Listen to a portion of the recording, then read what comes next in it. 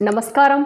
உங்களின் வழிகாட்டி ஜோதிடர் மலர்க்கொடி நாமக்கல்ல இருந்து. இன்னைக்கு நம்ம பார்க்க போற விஷயம் என்ன அப்படின்னு பார்த்தீங்கன்னா, பொதுவா ஹாரோஸ்கோப்பி பார்க்கும்போது எல்லாரும் கேட்கின்ற ஒரு கேள்விகள் என்ன அப்படின்னு பார்த்தீங்கன்னா, இப்போ சனிப்பெயர்ச்சி ஆயிடுச்சு மேடம். அப்போ இந்த சனிப்பெயர்ச்சி ஆனோடனே எங்களுக்கு என்ன மாதிரி நிலைகள் நடக்கும் அப்படின்னு சொல்லுவோம்.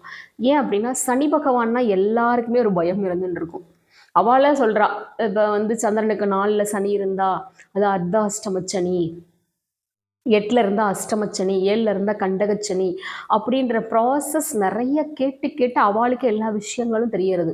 அப்போ பொதுவாக 7ரை சனி, கண்டகச்சனி, அஷ்டமச்சனி, அர்த்தாஷ்டமச்சனி, பாதச்சனி, இப்படி எத்தனை சனி பகவானோடுக்கு உண்டான நிலைகள் நடந்துட்டு இருந்தாலும் நீங்கள் ஒன்றும் பயப்பட வேண்டாம். என்ன பண்ணணும் அப்படின்னு பார்த்தீங்கன்னா, சனி பகவான் அப்படின்னா நேர்மையான ஒரு கிரகம். அப்போ இந்த மாதிரி உங்களுக்கு 7ரை சனி நடக்குதா, கண்டகச்சனி நடக்குதா, அஷ்டமச்சனி நடக்குதா, அப்போ சனி சார்ந்த விஷயங்கள்ல நேர்மையாக இருக்கணும். அப்போ நேர்மையாக இருந்துட்டீங்க அப்படின்னா சனி பகவான் உங்களை ஒன்றுமே போக மாட்டார். அப்போ சனி பகவானே யாரை பார்த்து பயப்படுவார் அப்படின்னு பார்த்தீங்கன்னா, ஒரே தெய்வம் பார்த்தீங்கன்னா விநாயகர் பெருமான் தான். அப்போ ஒவ்வொரு சனிக்கிழமை தோறும் விநாயகர் பெருமானை நீங்கள் வழிபாடு செய்துட்டேன்னா சனி பகவானால் ஏற்படக்கூடிய தொல்லைகள் விலகும். அதே மாதிரி நம்ம என்ன பண்ணணும் அப்படின்னு பார்த்தீங்கன்னா, அஸ்வினி நட்சத்திரம், மகம் நட்சத்திரம், மூல நட்சத்திரம், இது மூன்றுமே கேதுவோட நட்சத்திரங்கள். அப்போ ஒவ்வொரு சனிக்கிழமைகளும் நீங்கள் என்ன பண்ணணும் அப்படின்னு பார்த்தீங்க அப்படின்னா, விநாயகரோட ஆலயத்துக்கு போயிட்டு, அப்போ சனி அப்படின்னா சனி பகவானுடைய திசைகள் பார்த்தீங்கன்னா எத்தனை வருடங்கள் அப்படின்னா 19 வருடங்கள். கேது பகவான்னா 7 வருடங்கள். அப்போ நேர்கதியில் பார்த்தீங்கன்னா 19 சுத்தும், எதிர்கதியில் 7 சுற்றுகளும், ஒரு சுற்றுக்கு ஒரு சூடம் வச்சு நீங்கள் சனிக்கிழமைகளில் நீங்கள் வழிபாடு பண்ணினீங்கன்னா, ஒருத்தருக்கு சனி திசை நடந்தாலும் சரி, சனி புக்தி நடந்தாலும் சரி, மேற் சொன்ன மாதிரி கண்டகச்சனி, அஷ்டமச்சனி எதுவாக இருந்தாலும் சரி, நீங்கள் தொடர்ந்து பிள்ளையாருடைய ஆலயங்களில் அருகம்புல் வச்சுண்டு தீபங்கள் பார்த்தீங்கன்னா மொத்தம் 19 தீபம், அதுக்கப்புறம் 7 தீபம், மொத்தம் 26 தீபங்களை போட்டு நீங்கள் வழிபாடு பண்ணினீங்கனாலும் அதிகப்படியாக நன்னா வேலை செய்யும். ஏன் நம்ம இந்த அஸ்வினி, மகம், மூலம் இந்த 3 நட்சத்திரங்கள்லையும் நீங்கள் பிள்ளையாரை வழிபாடு பண்ணுங்க அப்படின்னு நம்ம சொன்னது காரணம் அப்படின்னு பார்த்தீங்கன்னா, உங்களுக்கு எந்த மாதிரி திசைகள் நடந்தாலும் சரி, இந்த 3 நட்சத்திரங்கள் வரும் காலங்களில் நீங்கள் போய் விநாயகரை வழிபாடு பண்ணுங்க. உங்கள் வாழ்க்கையில் என்றுமே தோல்வியே இருக்காது. எல்லா விஷயங்களும் சக்ஸஸ் தான். ஏன் முழு முதற் கடவுள் விநாயகர் அப்படின்னு சொல்கிறாருன்னா, நீங்கள் இந்த 3 நட்சத்திரங்கள் வழிபாடு பண்ணேன்னா சனி பகவானால் ஏற்படுகின்ற தோஷங்களை விநாயகர் பெருமான் குறைச்சிடுவார்.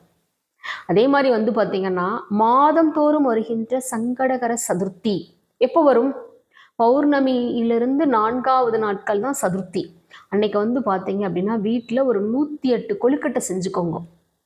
108 கொழுக்கட்டை செஞ்சு விநாயகருக்கு நீங்கள் படைச்சுண்டு, வன்னி இலை எங்கெல்லாம் பார்த்தீங்கன்னா வன்னி மரம் இருக்கோ அந்த வன்னி இலையில பார்த்தீங்கன்னா அந்த கோவிலில் போய் நீங்கள் வழிபாடு பண்ணலாம். இல்லை வன்னியோட இலைகள் கிடைச்சிது அப்படின்னா வன்னி மரத்தோட இலைகளை பார்த்தீங்கன்னா நீங்கள் மாலை மாதிரி கட்டிக்கலாம். அதுக்கப்புறம் அருகம்புல்லும் மாலை மாதிரி கட்டிக்கலாம்.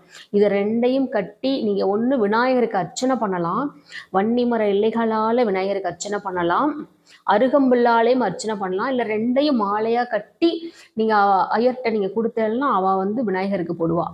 அதுக்கப்புறம் இந்த 108 கொழுக்கட்டைகளையும் அவளுக்கு படைச்சி அங்கே வர அவளுக்கெல்லாம் நீங்கள் தானம் கொடுத்தீங்க அப்படின்னா எப்பேற்பட்ட பிரச்சனைகளாலும் உங்களால் வெளியிலவே சொல்ல முடியாத பிரச்சனைகள் இருக்கும் இல்லையா, அந்த பிரச்சனைகளும் தீரும், கடன் பிரச்சனைகளும் தீரும், அதிகப்படியான நல்ல வருமானம் நமக்கு கிடைக்கும். எல்லாருமே கேட்கின்ற விஷயங்கள் என்ன, மேடம் எங்களுக்கு வருமானம் வரணும் மேடம், நாங்கள் எந்த வழிபாடுகளும் பண்ண மாட்டோம், ஆனால் எங்களுக்கு வருமானம் வரும், அதுக்கு எளிய பரிகாரங்கள் சொல்லுங்க மேடம் அப்படின்னு தான் நீங்கள் கேட்குறீங்க. அப்போ நாம் சொல்கிற விஷயங்கள் எல்லாமே நீங்கள் எளிமையாக செய்யக்கூடிய விஷயங்கள் தான். இதெல்லாம் நீங்கள் செய்கிறச்ச உங்களுக்கு வருமானம் பெருகும். இந்த வீடியோட ஸ்பெஷலே பார்த்திங்கன்னா வருமானம் பெறுகிறது தான். அப்போ இந்த தெய்வ வழிபாடுகளையும் நாம் மேற்சொன்ன விஷயங்களையும் திரும்ப திரும்ப நீங்கள் வீடியோவில் கேட்டுட்டு செய்யுங்கோ, உங்களுக்கு வருமானம் பெருகும்.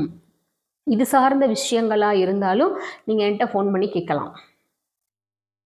அதே மாதிரி பார்த்தீங்க அப்படின்னா என்னுடைய அப்பாயின்மெண்ட்ஸ் உங்களுக்கு தேவைப்படும் பட்சத்தில் இப்போ நாம் சொல்கிற விஷயங்கள் பார்த்திங்கன்னா குறைவான விஷயங்கள் தான். அப்போ அப்பாயின்மெண்ட்ஸில் பார்த்தீங்கன்னா இன்னும் அதிகப்படியான விஷயங்களை பற்றி நம்ம பேசலாம்.